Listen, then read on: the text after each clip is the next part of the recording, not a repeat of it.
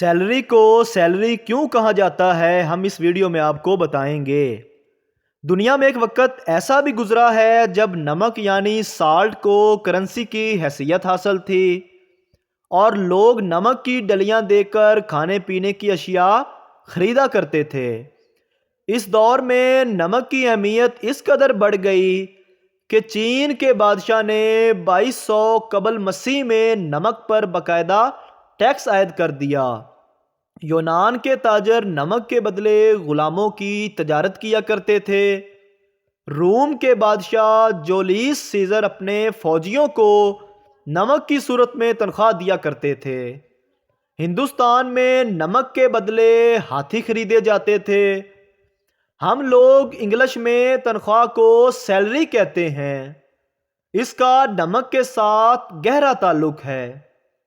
لاطینی زبان میں نمک کو سیل کہا جاتا ہے۔ اس دور میں کام کے بدلے نمک دیا جاتا تھا۔ یہ نمک سالاری کہلاتا تھا۔ یہ لفظ سالاری سے اب سیلری بن چکا ہے، اسی لیے ہم تنخواہ کو سیلری کہتے ہیں۔ آج آپ کو کام کی محنت کے بعد جو تنخواہ ملتی ہے، آپ اسے سیلری نہیں کہہ سکتے، کیونکہ یہ عموماً مسائل میں آٹے میں نمک کے برابر ہوتی ہے۔ آپ کو یہ معلومات کیسی لگی؟